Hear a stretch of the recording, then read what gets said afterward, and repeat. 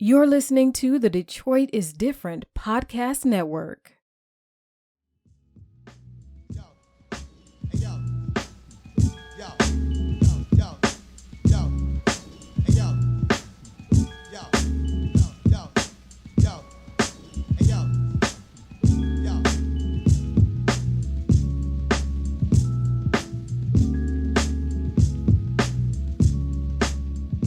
Welcome back to the Piper Carter podcast. You are listening to Piper Carter at Detroit is Different, and I am in the studio with our token millennial. What's up, Brittany? Peace, Pipe. Oh, I am doing so well. I am very happy today. It's a good day. It's a very good day in the neighborhood. Mr. Rogers. And now it's Janelle Monáe. Oh. Did you see her performance? At the Oscars? Yes. No. Amazing. She redid that. I saw she was in the audience, though. She was on the stage and called out Oscar So White. It was hilarious. Oh, she did? Yeah. And because she was based like, I'd always love to have a neighbor just like you. And like going into the audience and pointing at white men. Hilarious. But anyway. That's so funny. But I want to bring Deja in right away. Deja. Yay. Hello. What's up, Deja? She's our... I would say that she's our token Gen Z, but we have a silent Gen Z. She's still token. She's still token. That's next to her. Me and Deja went to Jenkins last week. It was so hype. It was lit. We walked in, bro. Dilla was playing. It was perfect. Oh yeah, Dilla was playing. I had my little Dilla t-shirt on. We had a great time. Where was it? St. Andrews. Yes. It was like the first time I've been to St. Andrews probably in like 5 years. We walked in right when Jenkins got on the stage, right? Mm-hmm. And then the DJ in between Jenkins and Earth Gang was amazing. Like, it was all white people, of course. Like, I never understand that the underground artists, they bring out a lot of white folk. They do. We rocked out. That was fun. Shout out to Jenkins. Shout out to Earth Gang. How was your week, Deja? It was good. It flew by. I was just saying to Piper, I feel like we were just here. Mm-hmm. Do feel like that. Yeah. Yeah. I mean, so tell us a little bit more about the show.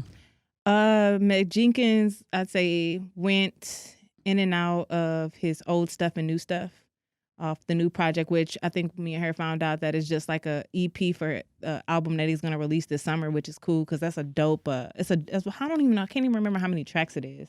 It's definitely more than 7 or 8. But it's a dope vibe. So I was happy to see him. That was my first time seeing him in the city. I saw him at a festival, probably like on the Waters project. So it was kind of dope to see him in the city. He's always here. Wouldn't you say that, Deja? Maybe. I don't know.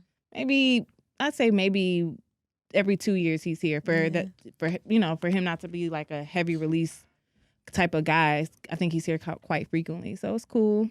What you think, Deja? Yeah, I had fun. It was great. I knew it was going to be a good night when Dilla was playing when we walked in. Like, that said enough. Do y'all remember who the DJ was? Mm-mm. No. It's okay. Just trying to give a shout out just in case. Yeah. It was dope, though. It was cool. It was a cool vibe. Earth Gang was good. Yeah, Earth Gang, they were live. Deja was telling me, I have heard like some of like their like, of course, like the heavy rotation stuff that's like online that you see pop up. Like I've heard like some of their stuff. She was like, you don't like them? And they were dope. They was real dope. It's like they call them like the modern day outcasts. I think that's a little reach. I think they're in their own lane. Yeah, they're really hype and live, but I see where people draw the comparisons because like within Earth Gang, like they're 2 different type of guys. Like they give you two different type of vibes like Big Boy and Andre give you. They are, yeah.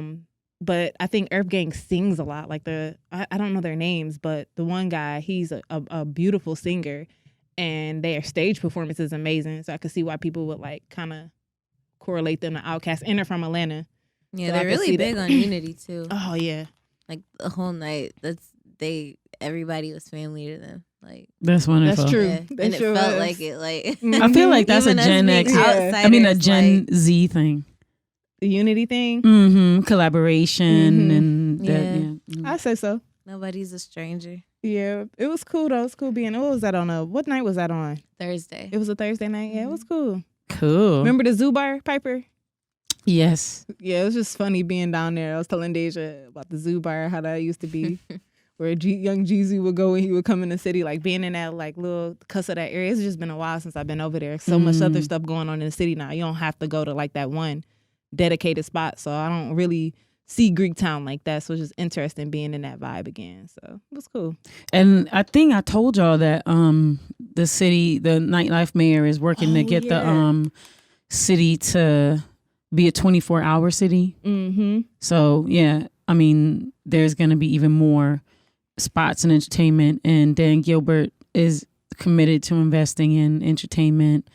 So we'll see lots more entertainment focused businesses and ventures popping up. Be interesting to see how that all develops. Well, I'm glad y'all had fun. All right, that's what's up. Did y'all buy music? Did y'all buy merch? Are y'all, put us up on stuff, or We was in and out. just We was there for the vibe. just enjoy and bounce?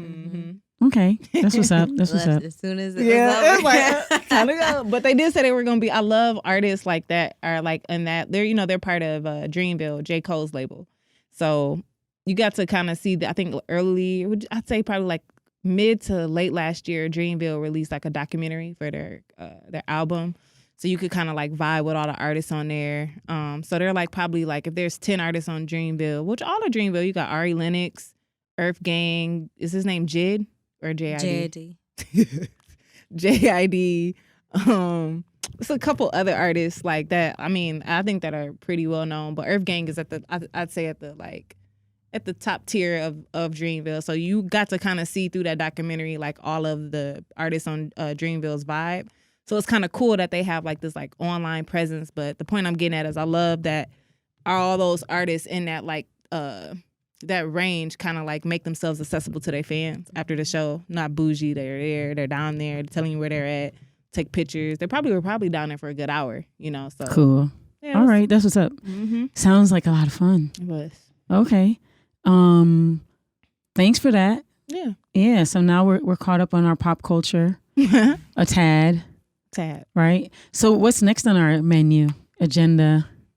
Let's see. What you got some news? Well, I mean, politics. Yeah. Well, we see Andrew Yang. I saw that he dropped out last night. Yeah, I heard. I was kind of salty about that. He made the most sense. What's interesting too is he just got endorsed by Chappelle. Oh, did he? That's right. Yeah, Dave Chappelle had just endorsed him like maybe a month ago or Something less. like that. So that's that. I think also too, there is a lot of energy going into Bloomberg. I saw that too. So I see a lot of black people talking about they're going to vote for Bloomberg. What you think about Bloomberg? Stop and frisk. That's what I think about him. I mean, that's what he's known for. Puff Daddy's known for getting jiggy with it, and he's known for stop and frisk. You know what I'm saying? God. Like what else is there to say? How you a trip pipe? No, I just mean like what else is there to say? Like X marks the spot on Bloomberg for me. All right, I'll ask you one more before we dig into it. Elizabeth Warren. Elizabeth Warren has the backing and endorsement from the Working Families Party, 100 Black Women, and a lot of different Black women's groups. I don't like that she, is pro banks and pro corporations. That can't be good. I don't like that she is talking about that the after like 10 after, it's not even like the billionaire if that's bad enough. But her thing is we could benefit off the 10 billionaires, like the people who have like 10 billion and more.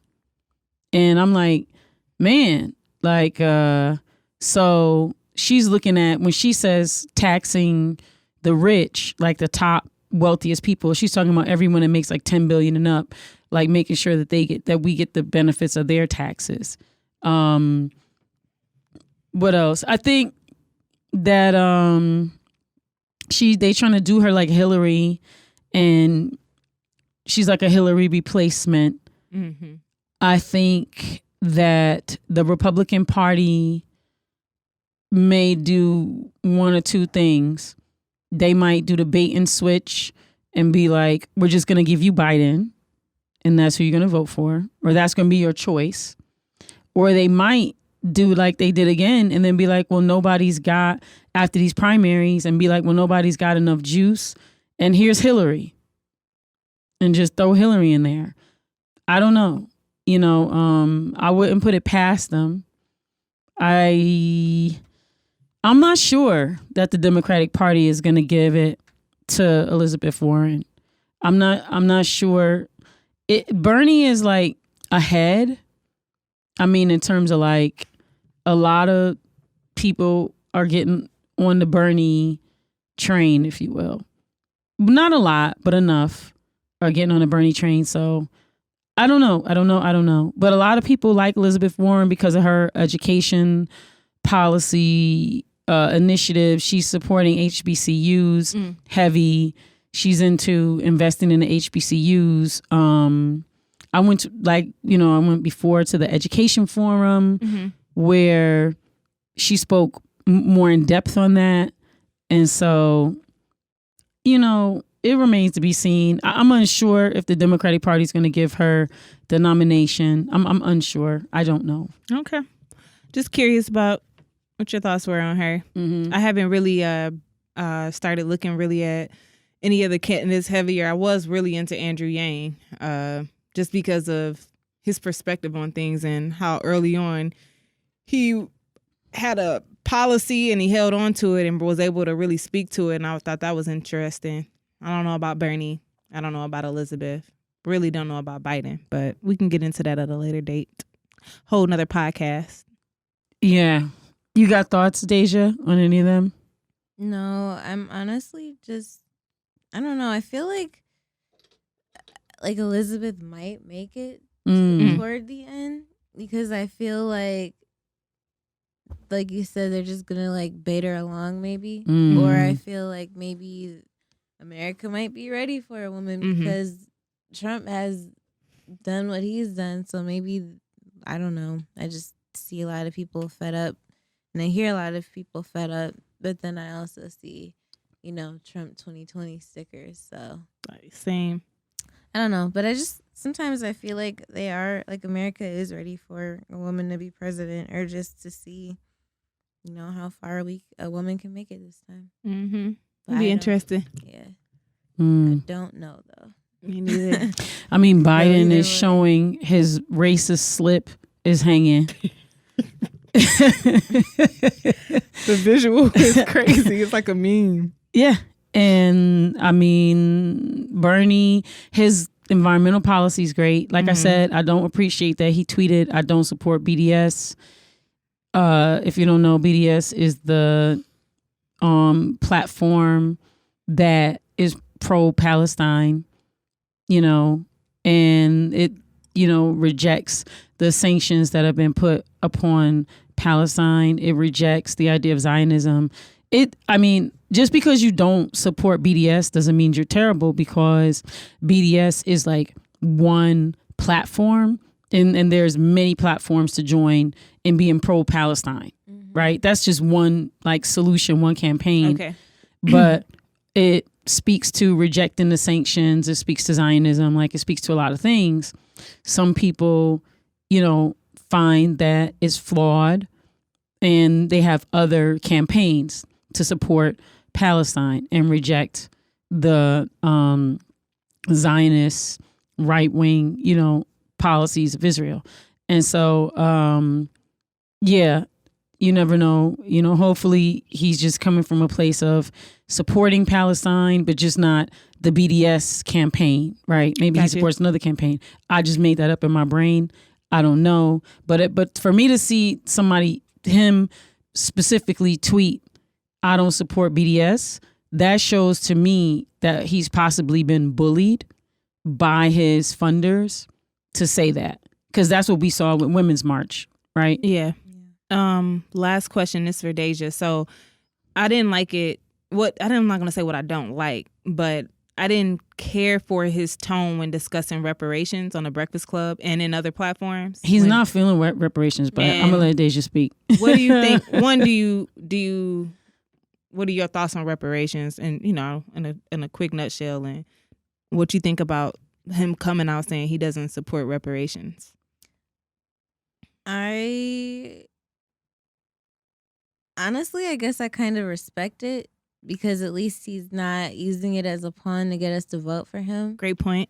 I don't know. I feel like a lot of politicians or people in general just use a lot of like flash words or keywords to make themselves stand out amongst us or make us interested in them. And I feel like reparations is one of those sensitive topics that will easily tune us in. Mm-hmm. So at least he's saying it out right now that he doesn't support it. Okay, it's like, all right, well, we can overlook that. Great point. What else are you into? So I respect it. I think that it is a discussion that needs to be had. I also, like, as far as, like, descendants of slaves as well as descendants of Native Americans, I feel like it is time. It's overdue.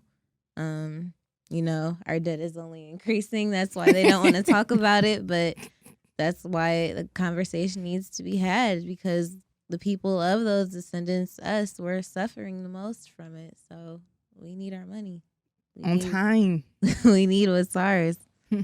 So powerful. That's basically it, I guess. Yeah, just interested because we all are kind of separated when it comes to age, and that's really it. I think all three of us are like-minded. So just interesting to hear. You're 23, I'm 30, Pipe 48. So just interesting to see that, just because it's the age separation, I mean that, we're not alike in mind and thought. So everything you said, I agree with. So, yeah. Cool.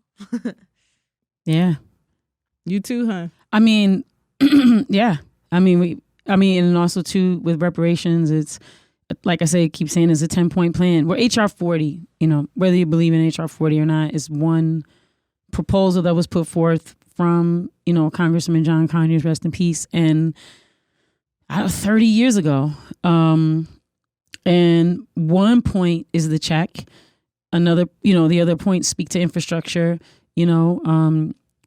erasing debt, erasing the education debt, erasing the just the debt, from housing and things, providing more resources to have access to higher education, providing more resources to have access to equitable quality housing and equitable quality education. It's so deep on all levels. And that's maybe another reason they don't want to talk about it, is because of everything that they'd have to undo. Facts. It would shatter, like, America. Wells Fargo was founded off slavery. Like, everything would crumble. Facts. Everything would crumble. Facts. Yep. Yeah. Yep. So deep. It is deep. And, whole healthcare system. Mm-hmm. Oh, yeah. That would, we access to health, to equitable quality health care. I mean, think of all of our systems. And each point is creating the opposite, which would create life-affirming, formidable, sustainable, quality, infrastructure for us to be able to, that would be balancing it out. So anyway, that's that. All right. Yeah.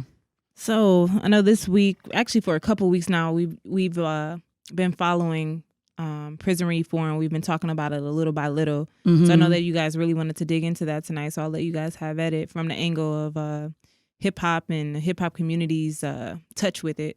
Well, it's actually two things I wanted to touch on. Okay. One of them, I want to talk about the progress with the water struggle. Oh, yes. Detroit's water struggle. Okay. And then the second one I want to talk about is the prison reform. Cool. Is that cool? Yeah. So we've been following and a part of and being active in the water struggle.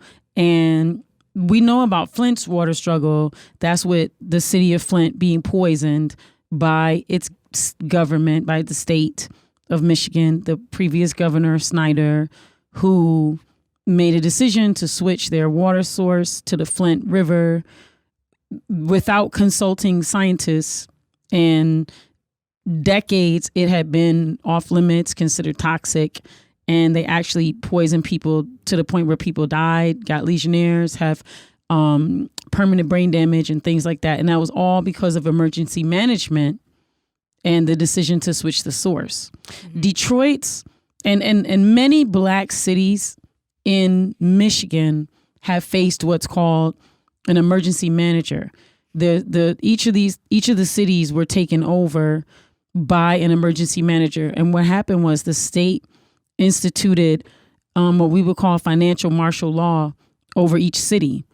And so with that, they inserted a leadership to usurp or take over the elected leadership of that city. So in Detroit, we had emergency management that took over our education system. We had emergency management take over all our various systems. And for many, many, many, many, many years, going back to Coleman Young days, Coleman Young had been fighting to keep our Detroit's ownership of its water, of our water system, of our water company. Detroit sits on the largest body of fresh water in the world. We're a part of the Great Lakes. That's why it's called the Great Lakes Water Authority? Yes. Okay. And so with that, there has been for decades a fight to take over the water, the ownership of the water. And in the 21st century, we know that the wars are being fought over the resources. So definitely since the 80s or 70s, we've been seeing the increased militarization on nations, including our own, over oil. And we see all these wars with oil. And so in the 21st century, these wars are being fought over natural resources, and water is one of the top natural resources that we're seeing, where there's increased privatization of water sources, increased privatization of all these systems and infrastructure that support, things that we need in order to survive. So with that, Detroit had gone through emergency management, and within that, there has been a constant fight to own our water and our water system. And that looks like a plan that was instituted to shut off 100,000 people of water in the city of Detroit. So since since we've been fighting this like water warfare, what I would say is they have, oh my God, it's so interesting and terrible and diabolical. But so with that, you've got Governor Snyder, who was our previous governor, the one that poisoned the city of Flint. Him and Betsy DeVos, who happens to be part of the DeVos company, and DeVos actually happens to also be, she is the Secretary of Education for the United States. So she's the one who's responsible for the privatization of the education system, right? And so with that, her family and the Snyders are part owners in Nestle. And so Nestle is a water bottling company and chocolate company and all that. And they're responsible for a lot of the, nefariousness that's going on. They're actually paying $200 per year. Yes, $200 per year to bottle water out of the Detroit River and sell it back to people. Now, with that, the city of Detroit, the water authority has decided that instead of, because, they're saying, oh, everyone owes us all this money. So instead of going after corporations like DTE, which is Detroit's monopoly energy company that owes, I don't know, millions of dollars in their water bill, or going after all these different corporations that owe, hundreds of thousands, if not millions of dollars in back fees for late water bills. They're going after grandma and them and people in the hood, and they've decided to shut off poor people from having access to water. And basically it's an issue where these corporations have, and we're going to also put some of these politicians in there, have decided that they believe water is not a human right. And so on our side, we're saying that water is a human right. If your body is made up of more than 3/4 of water and you need water to live, then number one, water should be free. You shouldn't be paying for water. No. And we're in a capitalist system, so they've figured out how to regulate, own, and sell water. And to make it unaffordable, to make it poison, to make it inaccessible, to me, that's a crime. That's a crime against humanity. And so with that, they've doubled down on poor people. And so they came up with this idea, this nefariously genius idea where, let's say if a person owes like anywhere from 10 cents to $1 million, right? They're going after private citizens to shut off their water.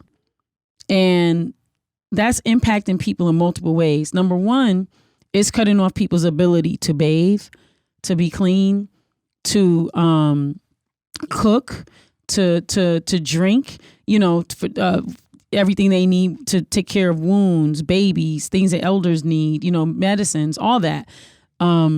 So there's that issue, which has caused a hepatitis epidemic in the city. Detroit has the highest hepatitis A epidemic. There has been a study between Henry Ford Health Systems, Wayne State University, and we, the people of Detroit, have been on the ground with youth, and they've done a community data study and shown where it's a book. It's called Mapping the Water Crisis, where the housing foreclosures, the water shutoffs, and the school closures happened in exactly the same areas. It's color coded, and they put the maps on top of each other, and you can see that's all the same poor people in the same areas in Detroit City.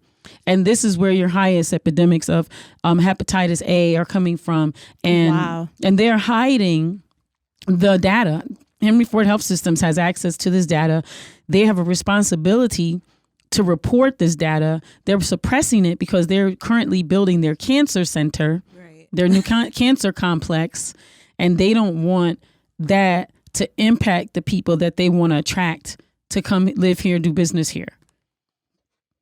So with that, the Detroit Water Authority is going to poor people, grandmothers, single women, folks that are coming back to us, that were recently incarcerated, and shutting off their water for like as little as 10 cents, $20, $100, right?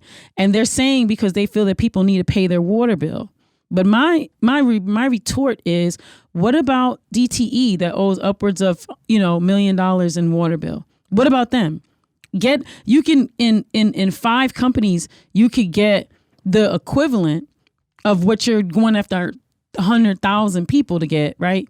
Not only are they doing that, but they've made it so that they streamline their system because everybody's in automation.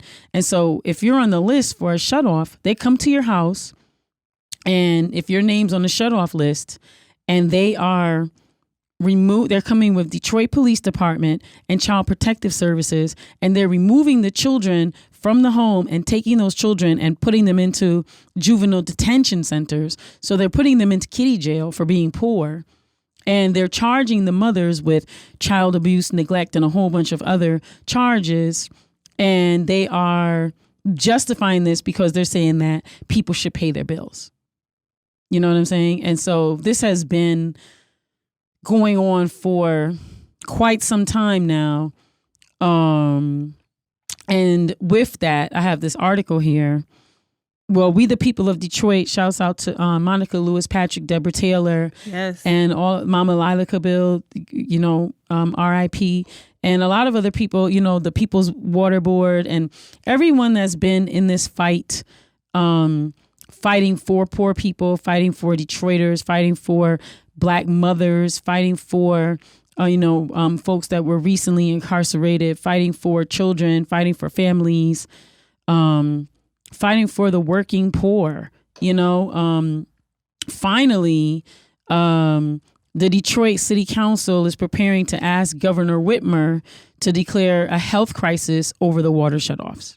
This is finally happening in 2020. Folks have been fighting against this for pretty much, I don't know, a couple decades.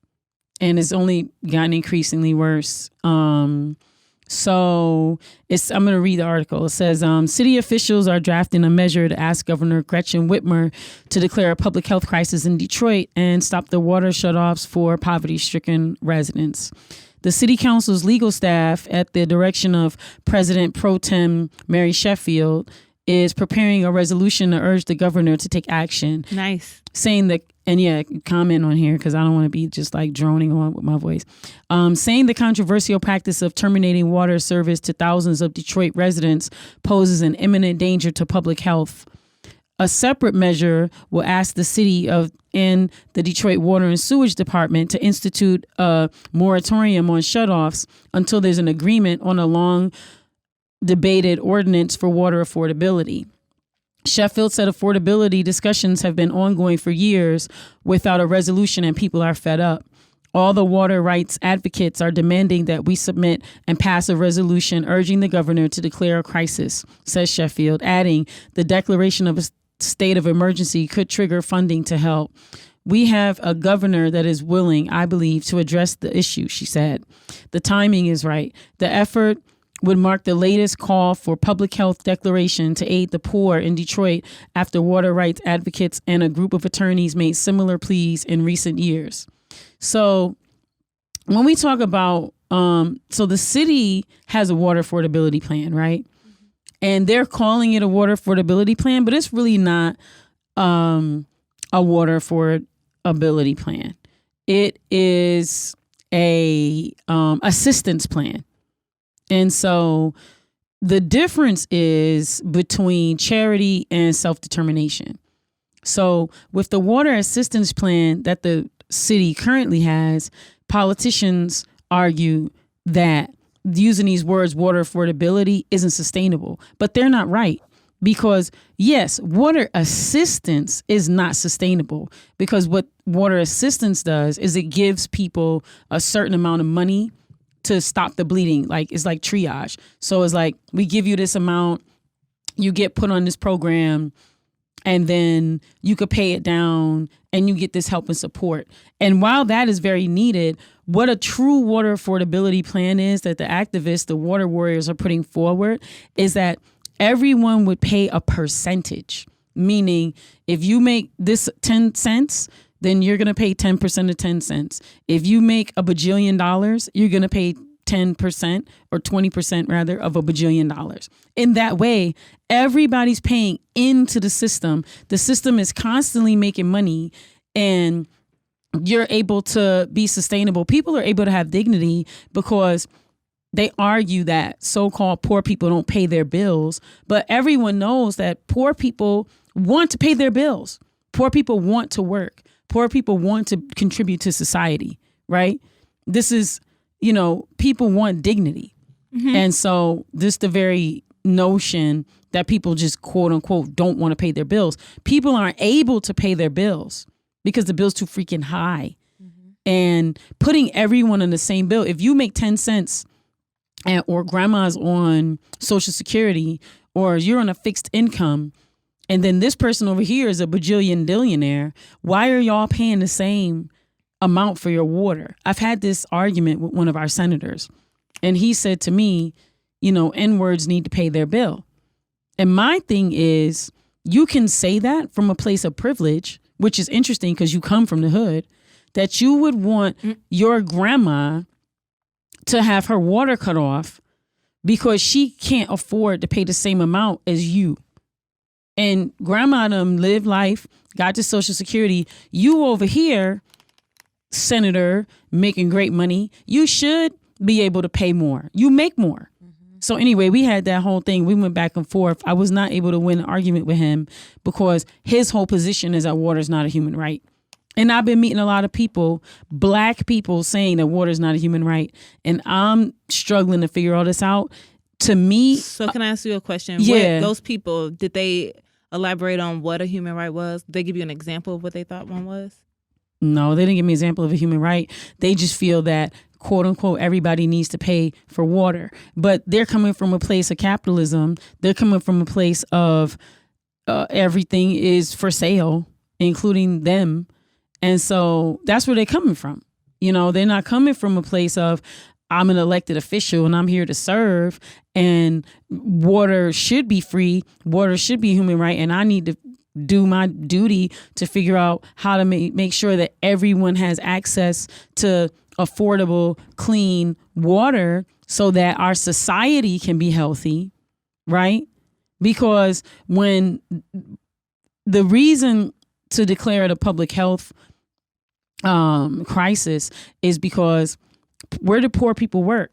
Poor people work at grocery stores. Poor people work at hospitals. Poor people work at places where you're going to interface with them. And not just because somebody works somewhere, right?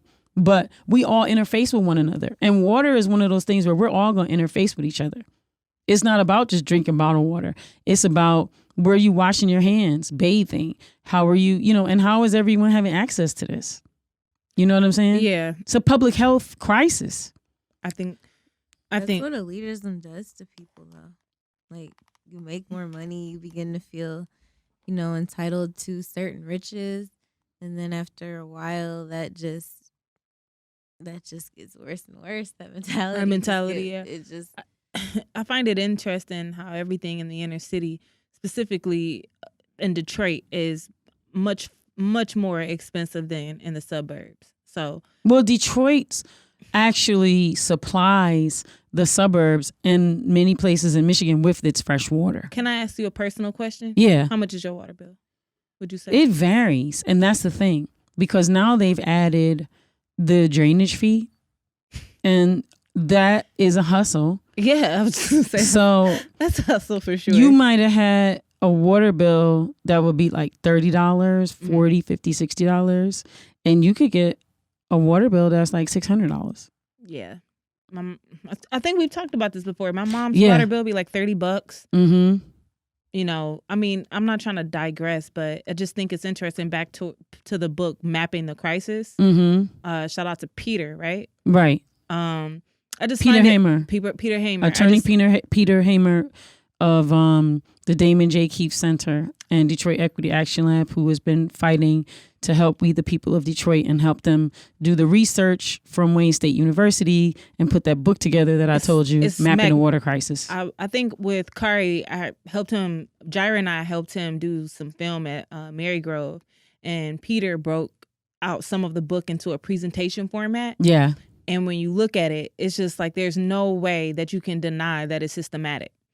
So when you think about parking tickets being $45, you're the Detroit and its insurance, everything in the inner city specifically. And then you always see more cops in the freeway. Yeah. And in the parts of Detroit than you do in the other part of Michigan. Yeah. So it's just interesting to me that, we don't take a look at how things are being systematically positioned. Everything inside of Detroit is expensive at this point. It's completely systematic.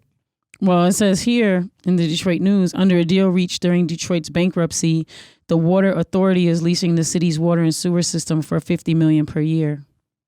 I believe it.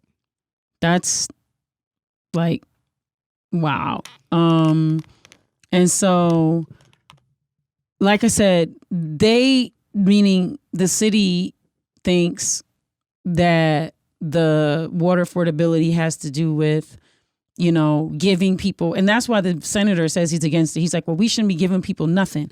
And my thing is, nobody wants you to give them anything. But, people want dignity, and people want to be able to afford their bills. Like people want to pay their bills. Like Black people of all people are very proud people. Like we're very proud that we could pay our bills. What's the first thing that, somebody tell you this? What's the first thing Black people say, right? I pay my bills. My bills paid. I can Don't afford Detroiters this. have some of the highest house taxes too? Highest property taxes, highest car insurance, highest. So what are you giving away at this point? We are Detroiters are, man, this system is a detriment to being able to save money. You can't do nothing in Detroit, really. Well, so yeah, that's a whole bunch of other, I'm just saying, to the point that you're making, Piper. Yeah. It's not that people don't want to pay their bills, but you have property taxes, you have high insurance rates, parking tickets, $45 a piece.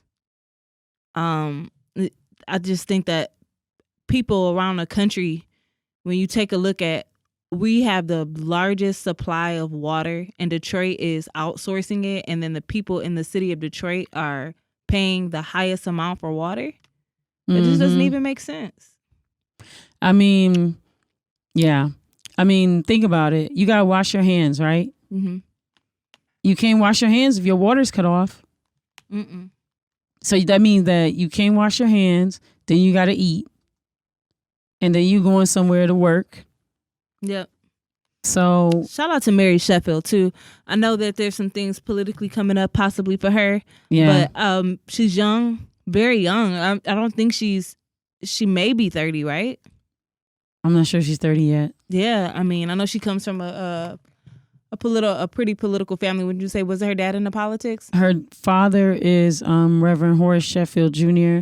Her grandfather is Horace Sheffield Sr., who was an activist and leader in the community with King, Dr. King. Understood. Mm-hmm. So it's powerful to see her, especially with I watched her at a city council meeting one time, and I didn't really understand how to read her, but it just seems like she's on the right side. I told you a few months ago, Dan Gilbert was trying to, or at least his company Bedrock, they were trying to keep some of the activities downtown that were kind of blocking off Jefferson. Mm-hmm. And it was time for the contract to be discussed on them keeping that there. And she voted against it. So the fact that she's not afraid to, it doesn't seem like she's afraid to fight against certain particular systems, I think is a good sign. So especially for her to be so young and have good judgment is interesting. So I'm hoping that this story works out the way that we wanted to, her going to the governor about it. So we'll see what happens. Yeah. I mean, this looks good. So it says the ACLU in November made its case to Whitmer directly. Okay. Asking her to impose a moratorium on further shutoffs and lend her voice to the call for a real water affordability plan. Shouts out to Attorney Mark Fancher with the ACLU. And he's also with the Racial Justice Project. Okay. And so, yeah, let's see what the governor is going to do. I mean, yeah, let's see what the governor is going to do. So we're going to keep looking at this story. Okay. I'm down with it. Yeah. Y'all got any other thoughts about that one? No. We got to get... It's a human right. I think it's a human right. I know it's a human right. Yeah, water is a human right. Flat out. Yeah. What are we, 70% water? Healthcare should be a Some human more. right. You know, we're... Us and the earth are made up of water. Like, that's pretty much what we are. If anything is going to be given away, it should be water. I mean... In real life, everything in this society is tied to capitalism, so it's all trash. Yeah, throw it all away. I think people been hearing my voice talk for a little bit, so I'm gonna come back to my story. I'm gonna go to Deja. All right, so Parasite won like so many Oscars.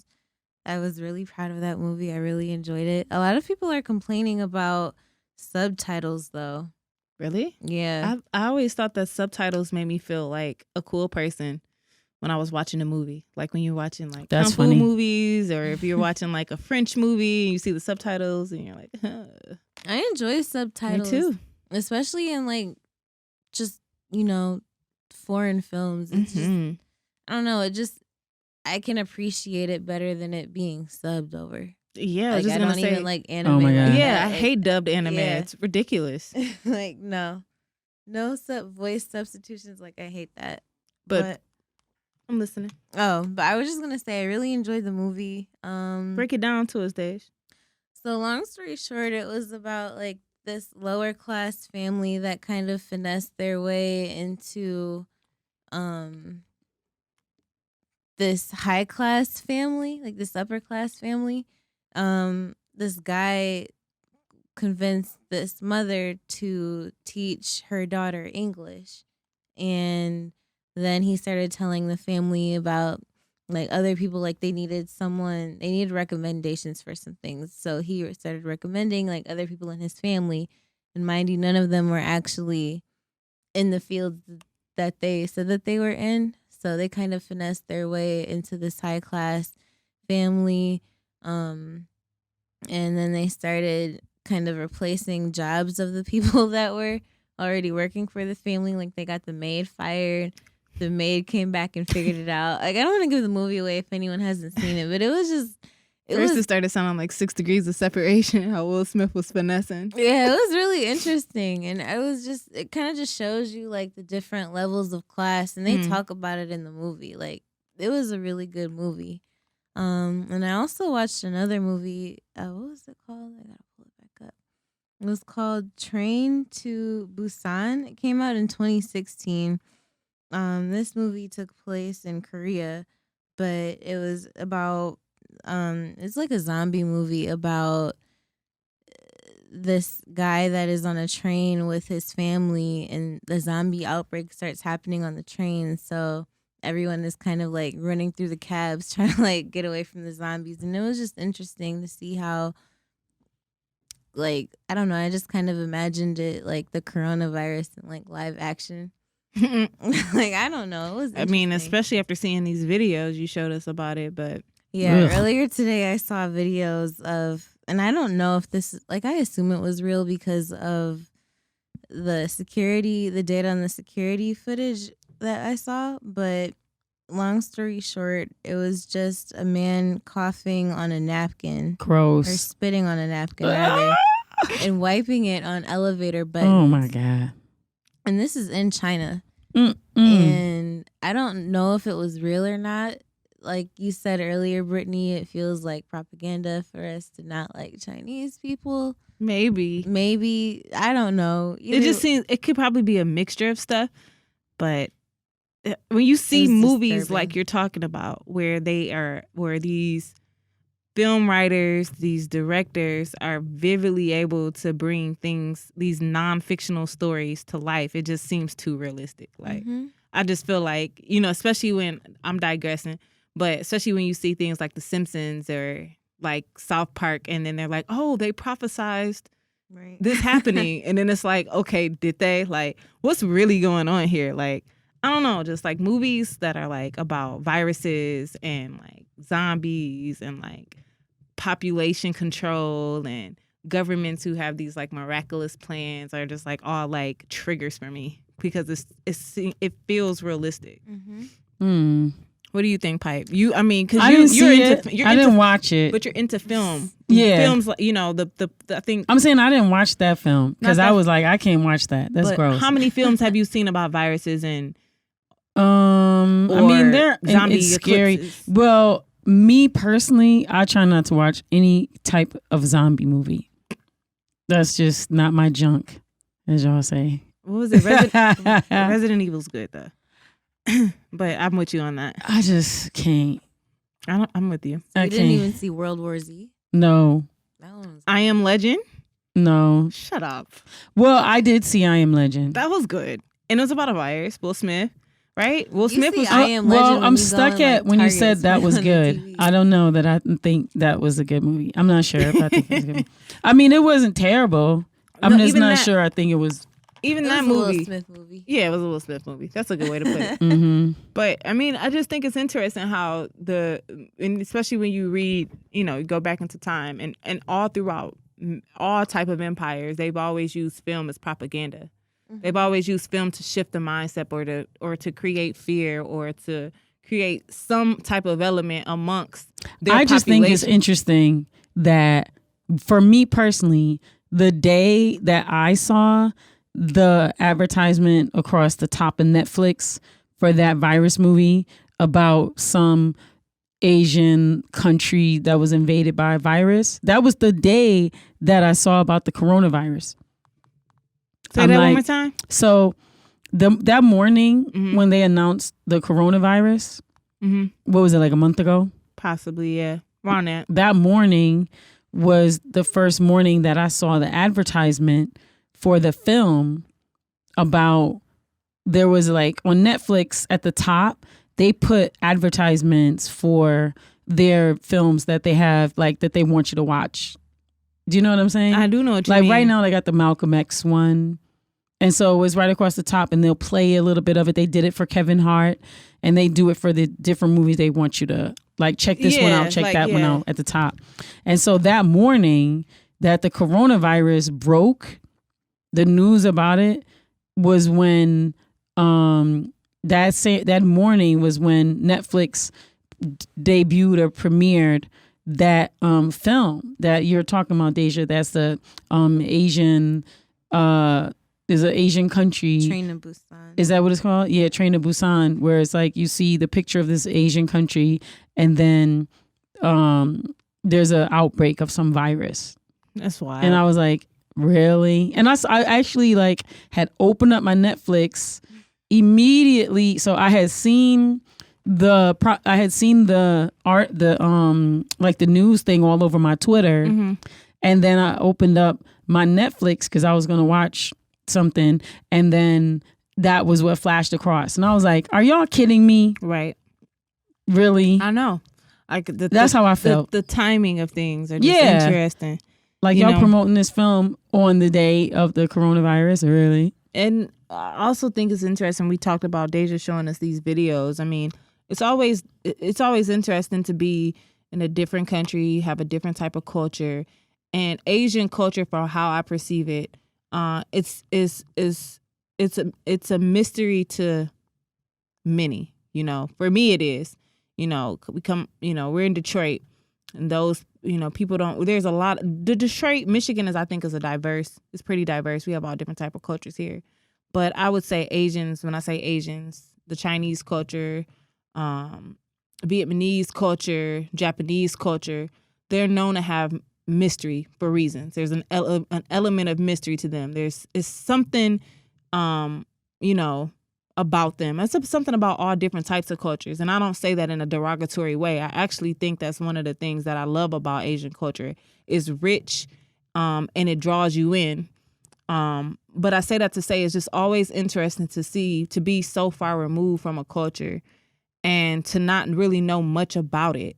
And for these type of things to like come out about, viruses and things and where they come from and how they get started. And then, you don't know much about the culture. So you're trying to really understand, like, okay, is this the government? Is this propaganda? What's the truth behind it? It just is, it's interesting. But it's also interesting to note what denotes, quote unquote, right, like Asian culture, because there's Malaysian, Vietnamese, Filipino, Southeast Asian cultures, Muslim, Southeast Asian cultures. You got more conservative,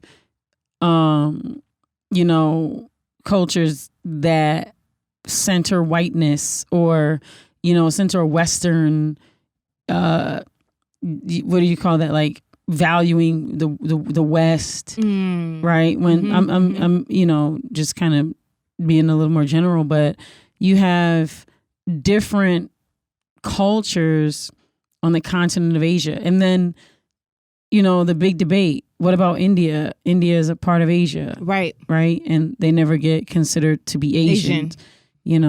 And then folks like Filipino who are, colonized Asian from the Spaniards that have a little bit more of a kind of Caribbean kind of feel, they're very different than, let's say, like a Chinese type of culture. And then 100%. You have multiple different types of cultures within China. Very true. Different types of cultures within different languages within China. So even that's what you're saying. There's no like Chinese culture, right? Like no singular like Chinese culture. Even within China, there's various languages, various cultures. So yeah, I mean, it's just interesting. And I did use the word Asian country just to, tap my hand. I mean, yeah, like, so that's a whole thing. I need to bring my friend Shane on here with his crew to talk about, dig deeper into understanding more about just culture in general. Yeah, it's deep, it's rich, it's heavy, it's dynamic, it's a lot. So when you get angles of like the coronavirus, it's like, okay, it's interesting just how our media plays on it, and it seems it's to me it's never rich in how any type of Asian culture is really presented in America. Shit, our culture ain't even presented right in America. So but then I was looking at there's an exiled Chinese billionaire that you guys may have seen in a different context. I don't know how to pronounce his name, but I'm gonna go with Guo Wingui. Spell it. Guo, and then his last name is spelled Wengui. He was exiled a while back. Is it Guo Wingui? That's it. Oh. So he came out recently. I think it may have been, let's see when it's 2 days ago. So all within this week, that it's over, the death toll is over 50,000. Over 1.5 million have 50,000? That's a lot of people. He said really the amount of people infected is 1.5 million. And wait, are you saying died or infected? Billionaire whistleblower, Wuhan, coronavirus death toll is over 50,000. That's a lot of people. He claims based on the number of bodies from the furnaces are burning, the death toll could be as high as 50,000. Wow, furnaces have to burn the bodies. The official coronavirus death toll in China is they're saying 800, but he's saying that that's just, it's not even close to being that. He says over 1.5 million people truly have been affected. So when you see, I wonder where he's getting his numbers. Me too. To be able to count 1.5 million people. He says he has claims. I don't doubt him. He claims to have inside information. Maybe from the hospitals. I was thinking he has to be looking at like hospital records in order to know who's sick. Yeah. Wow. So he did a whole press conference, and I think he does stuff like this. Who all did the he time. do the conference with? Let's see here. Can't really say, and I want to say a press conference. He's on it looks like he's on a show. I can't really tell, but it's something news. Is it something like over there, like one of their channels? It doesn't really. I see that it's talking about this on the side of what I'm looking at. It has the movie that Deja was telling us about too, like on the side. But I can't. Well, what's the source you're reading? The source I'm reading is this one is CCN, but there's another one that is another source, Arts Shiva. I saw it on BuzzFeed. It's also on World Star Hip Hop. Let's see here. Also, there's another website. What CCN stand for? Girl, I really don't know. Mm. So who knows? That's what I'm saying. It's just it's all over the place. You hear stuff like this, and he's very controversial. So I don't know what to believe or to believe him. But I mean, every day everyone has a different perspective on what's truly going on, and I really don't think a lot of people do know what's really truly going on over there from an American perspective. Mm-hmm. So it's just interesting to see how it's all going to play out with that virus. Let's see what CCN is. Yeah, CCN.com. It's also New York. Never mind. We'll have to look it up. Like for real. And he's always doing something controversial. Like, so who knows? Like he was in a New York Post, saying they saying he's a spy. So he's very controversial. He's always kind of. He sued CNN, is saying, in August of last year. I'm not really too familiar with him. I have seen his name in and out of certain articles and online. But I just think it's interesting that he came out. And then I saw earlier today that they're saying a lot of the people who are quote unquote giving information about the virus have come up missing. Oh wow! So I don't know, but I just think it's tough for us to really talk about it, just because it's not much. We don't know really what's going on. We know that there's a virus that's affecting people. It's come to America somewhat, and we do know it's a deadly virus. But other than that, we don't know much about it. But I do think it's interesting. Deja and I were talking about, and this brings us to our next segment, nutrition and health. Unless you want to wing back to politics, I don't know how you want to do it. Pipe. I think. Well, are you cool if I talk about I just wanted to read this one thing because we were talking about Jay-Z and it's a few different things.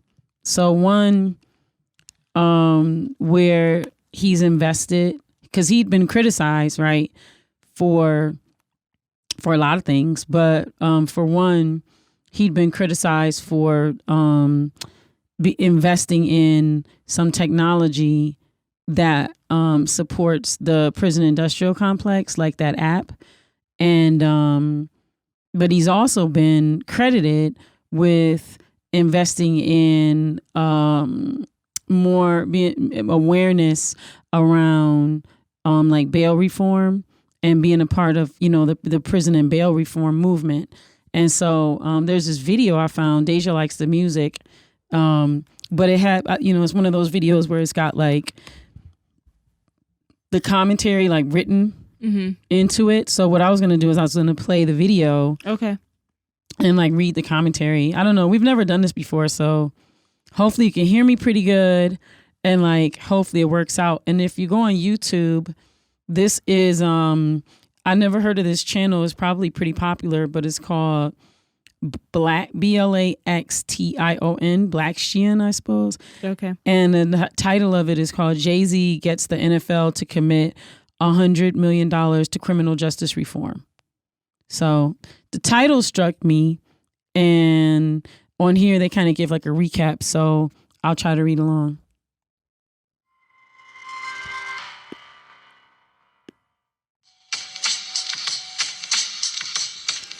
Jay-Z has gotten the NFL to commit $100 million to criminal justice reform. Last August, Jay-Z and Roc Nation partnered with the NFL.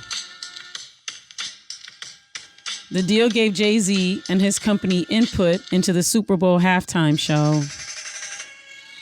Additionally, it gave Jay and Roc Nation a stake in Inspire Change, a league initiative. That's an NFL league initiative. It's an economic and social justice advancement, police relations, community relations, and criminal justice reform. As a result of the deal, Jay was publicly criticized for aligning with the league, the NFL league.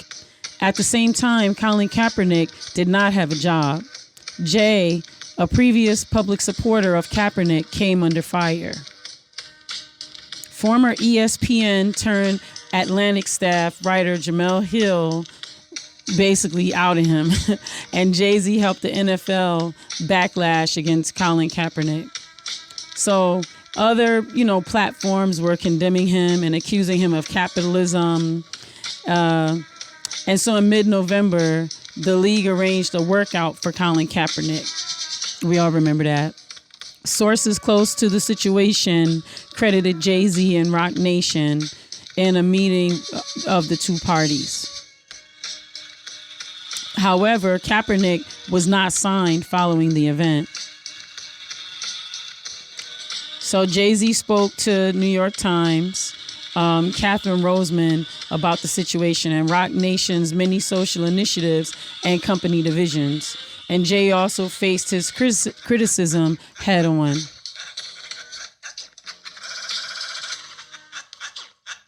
They got a lot of visuals here. He reminds them of his cause.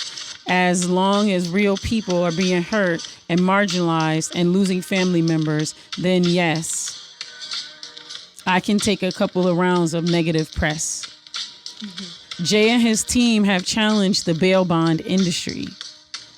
They've paid for the release of incarcerated fathers. Films have been produced surrounding the lives and deaths of Trayvon Martin and Khalif Browder.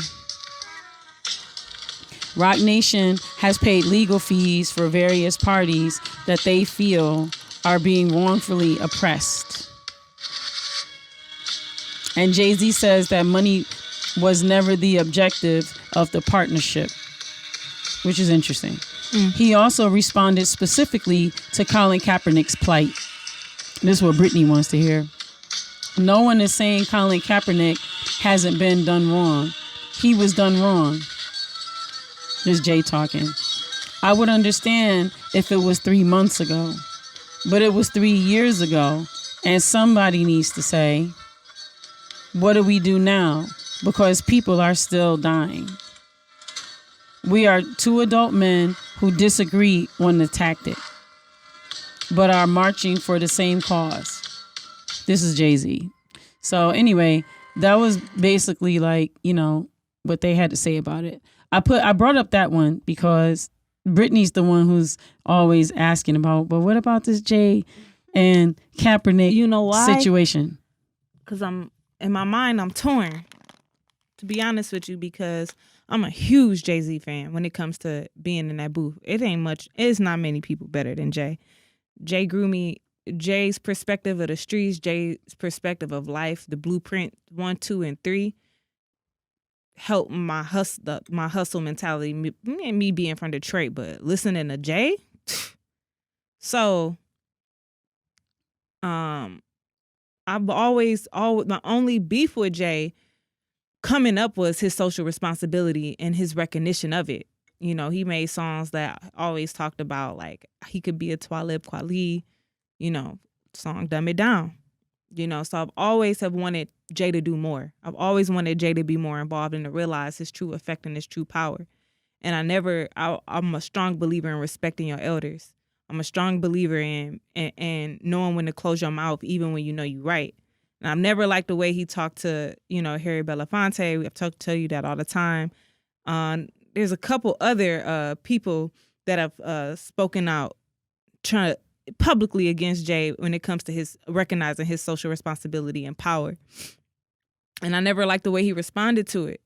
So I've always wanted him to do more. So this situation post, 444 is just weird. Now I have my own opinions about Colin Kaepernick, and I love the brother. When it comes to specifically wanting a job in a racist organization like the NFL, and does he truly even want one? Now, the last statement that you made was interesting. I never read that about Jay saying that they're two grown men that have two different perspectives but are marching for the same cause. He said that when your favorite commentator, Stephen A. Smith, was going through his antics. Oh, okay. And he said that when I think was it the day after the workout? It was around the workout time. And remember when the workout thing happened? Yeah. And then Jay was getting a lot of backlash. Remember? Mm-hmm, I do. And then Stephen A. Smith went on his rant. You remember that? Yeah, I didn't like it. And remember, like, Jay spoke out, like, it was around that time. You remember? I remember, but I don't remember exactly what was stated. I didn't really look into it. That's when it happened. Because like Stephen A. Smith, I don't remember the exact timeline. So, but I kind of do remember that it was right after the Stephen A. Smith rant. Yeah. And then that's when Jay spoke out. And because what happened, remember, everybody was saying that Jay set him up. You remember that? Set up Colin Kaepernick to do that and to do the trial or to fail. Well, they were basically saying that. Remember when Jay had that meeting with the open press? Well, it wasn't really a press conference. like a kind of press conference. Yeah. With the commissioner, right? Yes. Mm-hmm. And so remember, he got a lot of flack because he actionable items. And that's when he, that's when it was revealed that he had struck up that deal with the NFL to do all of the halftime show stuff. Well, that's when we found out about it. Yeah. But obviously, as we found out the last episode, that stuff had been happening because, when was Beyonce twerking on the halftime? 2016. Chill. And so, right. So, I mean, I'm going to believe that it's been since then, but I'm going to tell you, I found out that he had been, tasked, assigned to curate the halftime show. That's when I found out, was when that whole Kaepernick workout thing happened, which was pretty much around the time when Jay did that interview with the NFL. So, I mean, I'm going to say this. Like with the Kaepernick thing, I think I'm pretty solid on how I feel about Kaepernick, and it's taken me a while to come to this. But him bringing the things that he brought to light through his protest through vision, the kneeling, the socks, the shirts, the Black Panther, he pulled from a lot of different places when he was still in the league and how he protested. I mean, everything was a statement. He understands. You can tell he's very well read. And you can also understand the stuff that he read immediately impacted the way he moved. The afro reminded me a lot of the Black Panthers, reminded me a lot of the Olympic team, the track team that when they got their medals, they threw the fist. Everything was a statement. And I think that that's powerful, being in the type of league that he's in, like not the NBA. The NBA is a totally different type of organization. Like the NFL, if you want to talk about what's the type of wrestling that they did during slavery. It starts with the M. Mandingo wrestling. Is that what it is? That was in Django, where you got the two big Black guys, the most burliest one, and they're trained to wrestle each other to almost to death. Like the NFL is like, when I think of like Black men working for 99% white ownership, like that's what comes into my mind. So the fan base, the reason why, I mean, you look at the fan base is pretty diverse. Everyone loves football, but you just even look at the backlash he got. You got to see really who the NFL's fan base truly was. You know what I mean? As far as like people wanted to boycott on both sides. Like people wanted to boycott the NFL because Colin brought such an important matter to them, and the way that they took the stance on the kneeling. And then you had people who wanted to boycott the NFL because they thought that they weren't doing enough to discipline the players for doing the kneeling. So Colin is, when it comes to Black history and when it comes to following those before you and how to properly protest, A+. Okay. Now, as far as wanting to have a job and being mistreated, right? So systematically them leaving him out of the league is completely wrong. Okay. And I see where anybody, Jay-Z, from Deja, will want to protect him, right? So I'm bringing Jay back into it a little. But where I have a tiny bit of conflict, and I think you guys can add into this on my perspective, is if I come into Kari's house, this house right here, and Kari has a bathroom where the kitchen is. And systematically, that don't make sense to me. But I'm on Detroit, it's different. I choose to come here at no dollar amount, where people are charging people to do podcasts nowadays. I'm using his lights, his electricity. We have some type of barter system in place, but this is his house. Like, it's his foundation. And he chooses to have a toilet in his kitchen. And I tell him and I show him the weirdness in it. He doesn't have a toilet in the kitchen, by the way. No, not even close. And I try to tell him that he's wrong because it smells for all the podcasters, and I start to protest legitly right. But I try to tell him how to basically run his operation. The point I'm getting at is you can't have your cake and eat it too in 2020, to me. And when you have a country who's built on when the relationship of the oppressed and the oppressor. So I just don't think the way that if he truly wants a job in the NFL, you can't shift the mindset of people who are systematically racist. Mm-hmm. It's their house. So either you gonna play in a Mandingo league or find a way to craft your own. So that's my perspective on it. Like, I just think it's interesting. Like, at some point in time, it kind of goes into the conversation of, I don't want to be in anybody's presence that don't want me there. Like, I just don't. Like, I'm not about to beg you. I'm not. Once I've tried to make my point to you, and you've systematically have told me you don't want me anywhere around, and you don't value me, I get the principle of it. I think but that's I'm our straight. generation too, though. Maybe so. You mean the millennial generation? Yeah, like her and under, like you and under. 30 So and like under. her generation, your generation. I mean, it's just that's my perspective. Like, you what? you trying to be in a league that is a 99% owned by white people, and you're gonna try to tell them, which you're right, but it's like you're gonna try to tell them how to run their organization and what they should be doing. Now, can you protest and can you make a point? But when you decide to be like me, I work for a white organization. Mm-hmm.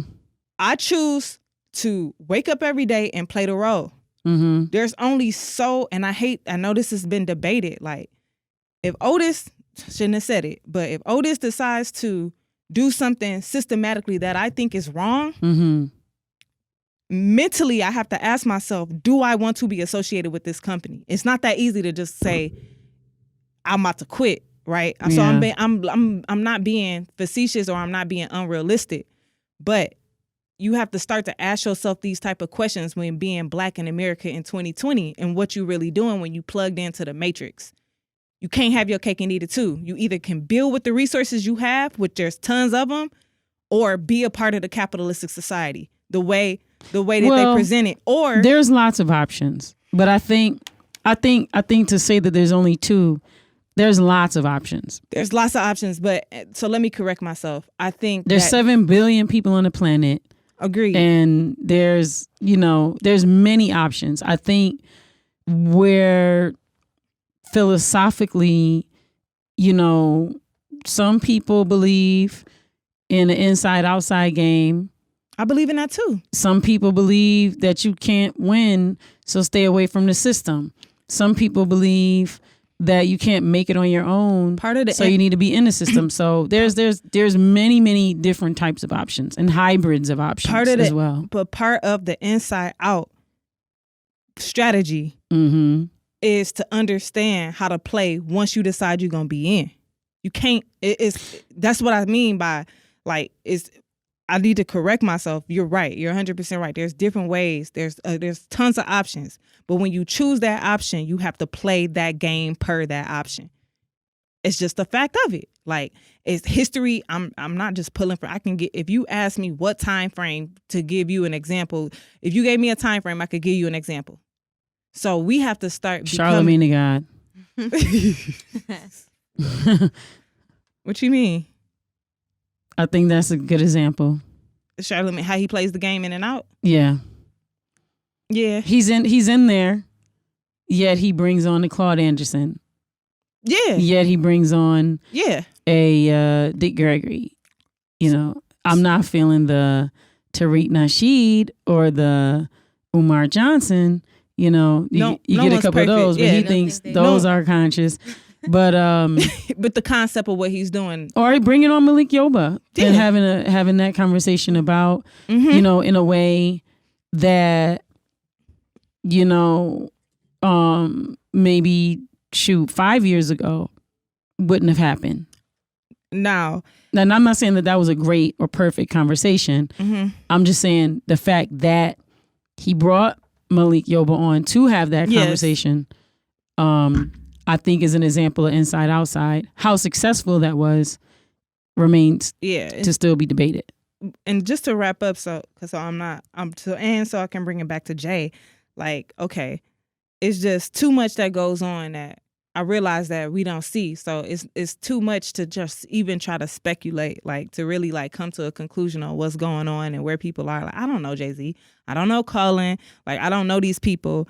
And I'm basing what I think based off of like 5th, 6th, 10 party remove information. Like, but I will say, I've never been in a position. I never had that much money. All I can go off of is like what I'm doing right now. So survey says, well, what I'm doing right now, I work for a white organization. Like I haven't put myself in a position to like be like, okay, like I'm about to work, like all the way for myself. I'm in and out too. I'm real in and out, and I have a plan, but I haven't cold turkey the system. Like even with the resources that I have.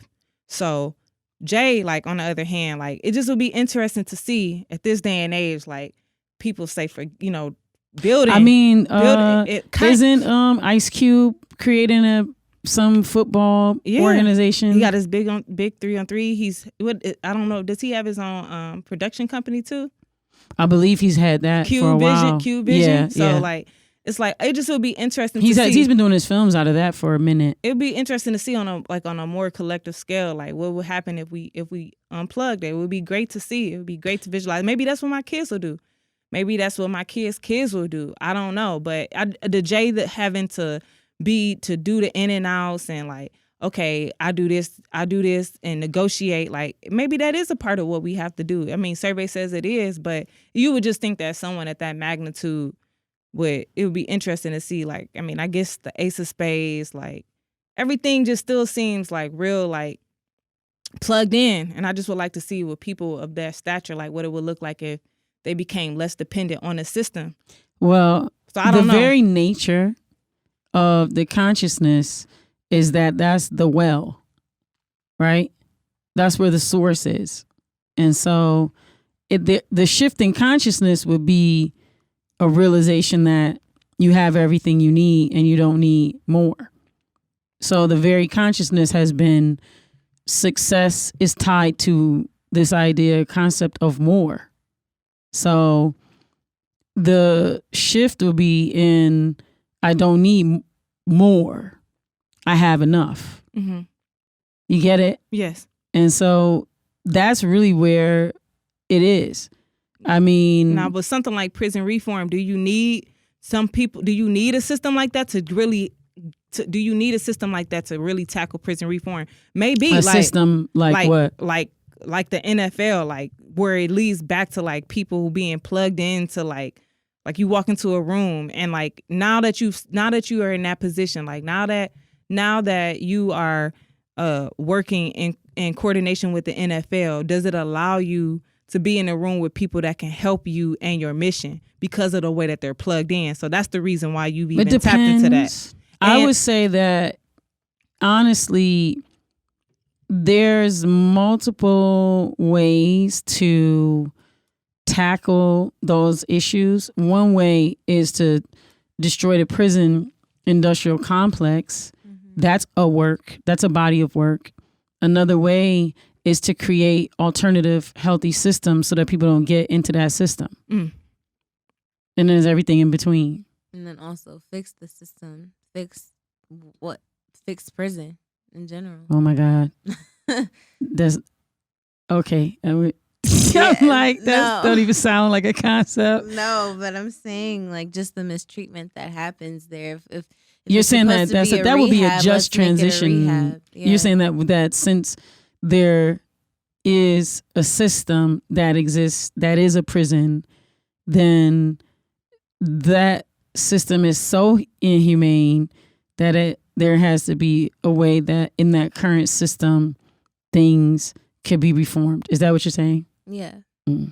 Because there should be some refuge, like say, I don't know, an example of someone going to prison for, selling drugs or something like that. Like say they were selling cocaine and now they're locked up for like 30, 40 years. So that's not, like, it is a crime, don't get me wrong, but I'm saying like they shouldn't have to, there should be a sort of system in place for different crimes so that people can rehabilitate themselves depending on why they were sent there. You can't just throw everybody in the same environment. Everybody has different things going on. I agree with you. Yeah, So. and healthy ways to help them heal and be able to integrate Like we were back talking into the society. It's almost impossible to do to the system is set up. It's not designed, especially it's not designed for you to come out and be able to bounce back. No, it's designed for you to go back. Yep. And so up in there, do y'all for them think to get their check off you? Do you think it's a boss move from the standpoint of this? Because the storyline is Jay-Z got the NFL to give $100 million towards the cause of prison reform. Is that correct? Yeah. They negotiated that somehow, some way. I don't know the lines in between it. Yeah, I don't know so what the deal actually looks like. If it's actually $100 million in dollars, or I don't know what the actual deal looks like. Okay, how do you feel about that? I guess that's right there. Like, I mean, it does depend on what the deal looks like, right? Like, it sounds good, right? It sounds like, ooh, that sounds great. Prison is a multi billion-dollar industry, and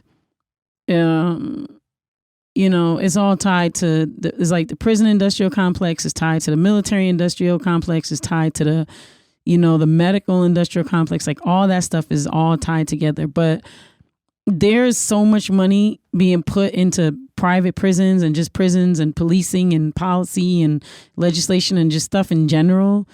100 million seems like 5 cents or 10 cents at a problem like that. So that's one thing. I think, what is the money going towards? Because like we said, well, it's going towards bail reform. And that's an important issue. I think so too. I think the fact that there is I think the positive thing is that there is conversation, which is making it more popular and on people's radar, that there should be bail reform, that there should be prison reform. Me personally, I'm an abolitionist. I think the whole system is trash and needs to be done away with. Shout out Deja. But I also think I understand what Deja's saying, that if you're in that system, then there needs to be ways that your humanity can be preserved and that you can come back to us whole. And so 100 million sounds like not enough money to really do much. I mean, in the landscape of the damage that prison is doing. And so what is that, like, what is the 100 million going towards? Is it going towards education? Is it going towards food? Is it going towards, what are they spending money on? So I think that is something that needs to be investigated. That's something that we need to investigate. Like, what does that mean? How does it even flow? Like, how does it translate into support or help? What does it look like? I like to be a part of I like to see what, like, if there are agendas and initiative, like kind of like the justice transition, like how you guys are realistic and saying, like, okay, like, yeah, we need an agenda. These are the things that we all care about, but to even get a true agenda is going to take time. So we're going to use this year to do this year to do that, and hopefully by 2021 we'll be here. We don't know what's going to be here in 2021, but by 2021, we want whatever we come up with to be slotted and organized and understood. Is that kind of, would you say, am I describing it right? Well, I think in stages, things have to happen. Transformation doesn't immediately happen like. But from the point of you saying stages, not to cut you off. Okay, like, medical marijuana is almost not a thing anymore. Recreational marijuana is the new thing. Like, just like how when medical marijuana hit, like, oh my God, like, everyone was trying to figure out, like, what does this mean? Now, recreational marijuana is the thing. Everybody has been in certain marketplaces trying to invest in marijuana. But now that it's growing into recreational, everybody wants a piece. So that means when you talk prison reform on low-hanging fruit levels, like, is there a plan to get people who are in jail or in prison because of marijuana? Like, get records expunged and things like that. Yeah, like, that's, to me, low-hanging fruit. Like it is Mississippi, like I like him what him and Yo Gotti are doing. When you look at these pictures of these inhumane conditions, you got 6 and 7 prisoners laying on the floor. Like that's low hanging fruit. So like where, like to your point, where do you start? Like where do we get the most effect? How do we even track that? So it just would be something interesting to see. Like when you talk I don't think there's a like, and I think that when we talk about solutions, things are so complex and so convoluted that I don't think that we should be talking about things in terms of what is the solution, what is the thing. There's so many things that need to happen. Yes. So many things need to happen, and they all need to happen at the same time. That's true. So that's true. There needs to be health care and all of what that means. There needs to be, healing and all of what that means. And everything in between. Understood. You know what I'm saying? Everything in between. And making people whole again. How do you make people whole? They done been somewhere and been dehumanized. And then they coming back to, a society, most of them impoverished. How are we making people whole again? So this is important. We'll keep looking at, this prison reform, bail reform issue. And I say, you know what, in the scheme of things, shouts out to Jay-Z for highlighting the issue. I say that too. I'm I'm tough on myself. I'm not tough on like everybody, but like people like Jay who, I'm tough on him. Like I hold him accountable. Let me just be real. Like I hold myself accountable and I hold him accountable. I hold a lot of people accountable. That's just, I think, part of life. And so I like what he's doing. Like, I like the fact that it seems like he yearns to do the right thing and wants to be on the right part of history. Now, I think we're all in some way, shape, form, or fashion attached to this capitalistic society in our own way. So the way it seems like he's tied in, I don't understand it all. Like I prefaced it by saying like, I don't know him. Like I really don't care about his day-to-day life. Like I care That's about. hilarious. Don't say stuff like that. I mean, Brittany. I don't. Like, I have there's so many people here on a local level. Like, you just took me to the most amazing place I've seen in years. Like, yeah, we got to get her on a podcast. Like, that's the type, like that. If I'm gonna care about something, like I'm gonna care about something like that, a lady like that, more so than a figurehead. And I love Jay. I love Jay for what he's in my life for, which is music, But at the same time, if you're gonna be doing or practicing collectivism, like I want to hold you accountable. Like, well, speaking of which, I wanted to go into our Black History figure. Yes. Is that cool? Mm-hmm. Okay. Fannie Lou Hamer. Have y'all heard of Fannie Lou Hamer? I have, but I can't tell you what she is known for.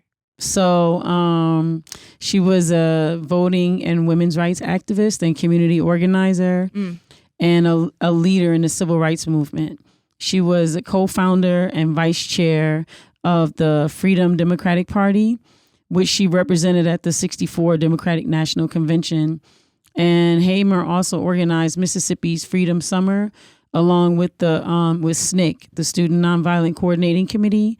She was also a co-founder of the National Women's Political Caucus, which is an organization created to recruit, train, and support women of all races who wish to seek election to government office. And so, Freedom School comes out of the Freedom Summer when they went down to Mississippi in the 60s to register poor Black voters. And remember the Black Panther Party symbol of a panther comes out of because the party that was in Mississippi at the time had the panther. And remember when they went down there, they were registering, all types of people, sharecropping people and all types of people down south. So they were teaching them literacy. They were helping them empower themselves. They were, lots of people drove down there to help. And by people not actually being able to read, they would see that panther and they knew that it was the opposite of that pig, because that pig was the symbol for the other party.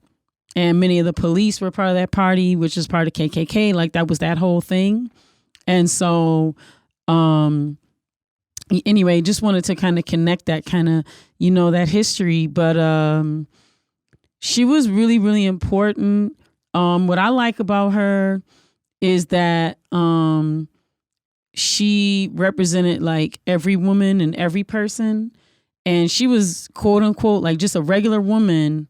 You know what I mean? Like, she didn't come from the scholarly world. She didn't come from money. She didn't come from what you would consider like these other sort of backgrounds. You know what I'm saying? Like, at the time, she came from, she came from humble means. You know what I'm saying? She came from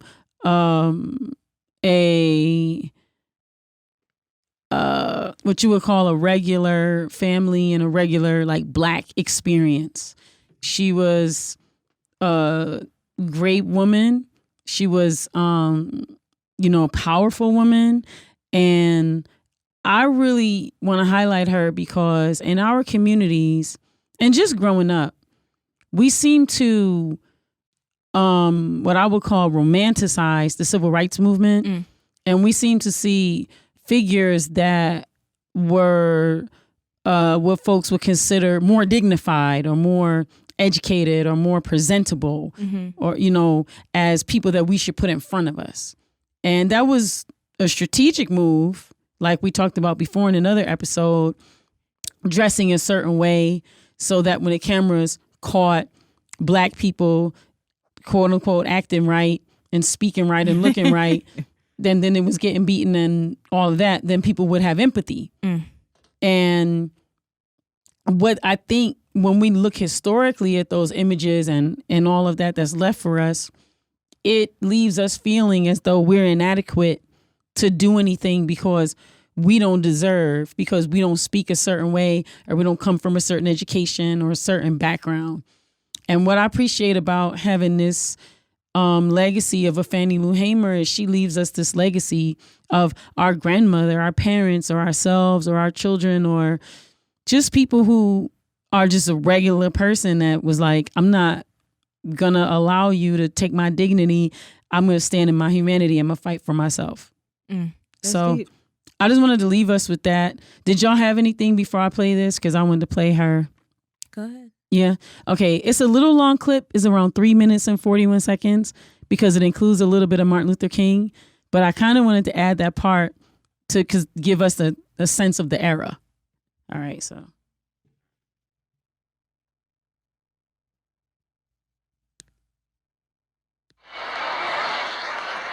The testimony before the Credentials Committee, the FDP had a lineup of very different people. They had Rita Schwerner, the widow of Mickey, who had been killed in Neshoba County. They had Martin Luther King. Everybody knew King. The seating of the delegation from the Mississippi Freedom Democratic Party has political and moral significance far beyond the borders of Mississippi or the halls of this convention. But the highlight of the testimony was that of Fannie Lou Hamer. The sharecropper who had been evicted from her plantation had come to symbolize the Mississippi movement. Mr. Chairman, and to the Credentials Committee, it was the 31st of August in 1962 that 18 of us traveled 26 miles to the county courthouse in Indianola to try to register to become first-class citizens. We was met in Indianola by policemen. The president, Lyndon Johnson, he's not afraid of Martin Luther King's testimony. He's afraid of Fannie Lou Hamer's testimony. And so he decides that the country should not see her testify live. Johnson is in the White House, and he convened an impromptu press conference. We will return to this scene in Atlantic City, but now we switch to the White House and NBC's Robert Goralski. Now, ladies and gentlemen, the President of the United States. On this day, 9 months ago, He did it knowing that they would break away, thinking he might announce who his choice of vice president was going to be. Instead, he gets up there and he announces, get this, he announces that it's 9 months to the day since Governor Connolly, who was there, was shot along with President Kennedy. So he announced a 9-month anniversary. Everybody's scratching their heads. Thank you very much. And then he leaves. And by that time, Fannie Lou Hamer's testimony was over. However, it backfired on Johnson because it became a story that she had been taken off television and in the news that night, and for days afterwards, they replayed her testimony. I was carried to the county jail and put in the booking room. They left some of the people in the booking room and began to place us in cells. She had Mississippi in her bones. Martin Luther King or the SNCC field secretaries, they couldn't do what Fannie Lou Hamer did. They couldn't be a sharecropper and express what it meant, right? And that's what Fannie Lou Hamer did. And it wasn't too long before 3 white men came to my cell. One of these men was a state highway patrolman. He said, we're going to make you wish you was dead. Wow. So, that's Fannie Lou Hamer. I wanted to look her up, check her out. She's one of my heroes or heroesses or heroines. She rose. I mean, we got to put a little libations out for her. She passed in 1977. Okay. When I'm out here in the streets, I mean, I'm carrying Fannie Lou Hamer on my back. I'm standing on her shoulders, and I really appreciate having her as a part of the pantheon of our leadership that, stood for dignity for Black folks and help to create solutions and help train people from the ground up how to be leaders.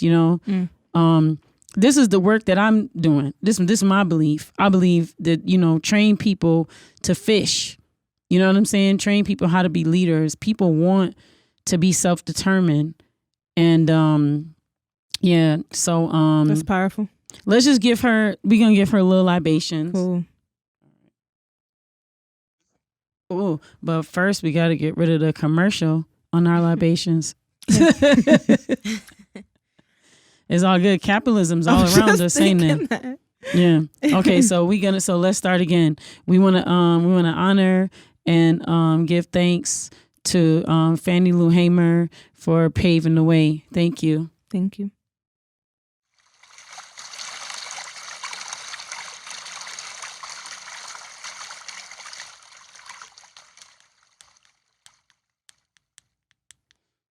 Ashe. Yeah, it's powerful. I think we could kind of put a period here. Is that okay? Period. We can. Do y'all have more stuff? Any last words or any final closing statements? The body is self-healing.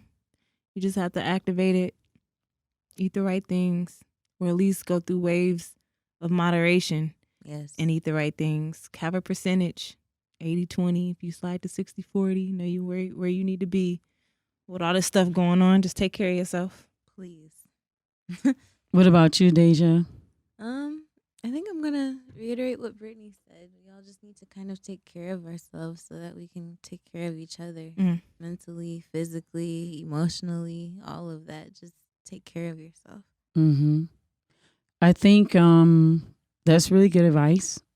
I think for me, my last words are going to be, come check out our show March 7th. Hey. At we're having Women in Hip Hop Showcase, annual Women's Month showcase at the Charles H. Wright Museum. And this year, we're going to show our documentary. We're going to have my business partner, Nina Payne, and she's going to talk about her 20 years of experience of music management. We're also going to have our attorney, Stephanie Hammonds, who used to be Big Sean's attorney and many others' attorney, and she's going to talk about the legal aspects of being in the music business. We're going to have Esther Kim, who is going to talk about, sponsorship and marketing in music. And then we're going to have our feature performers. So we got Ellie San Diego, who's an amazing MC. Yes, she is. Sanaa Sue. Shout out Sanaa. Beautiful poet. Yeah. Who's going to be just really lighting up the energy. Frankie P. She kicked y'all off last year, Sanaa did. Yes. With that beautiful song. Isn't she amazing? Yeah, she set the whole tone of the show. Yeah, then we gotta have her back. Frankie P is coming back. Favorite rapper in the city. Yeah. I love her. And Charity, do y'all know Charity? Yeah. Beautiful vocalist. Yeah, she's gonna come work with us. I'm excited. DJ Problematic, Black Hottie. Yes.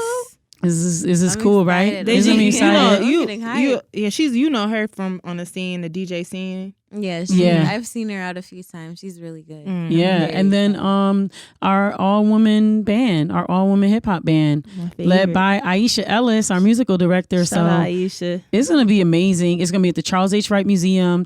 Guess how much tickets are? $20. They're only $10. Shut up. They're only $10. $10. Yeah. And it's a part of public programs because we want to bring this, wonderful programming to you. Charles H. Wright Museum in Detroit, African American Museum in Detroit. March 7th is going to be 2 p.m. to 5 p.m. So, we need y'all to come out.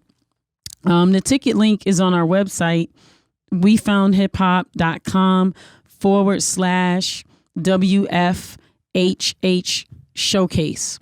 So get your tickets, get them today, and tell your friends and tell everybody that you got to come to the show and that they got to come to the show, and it's going to be amazing.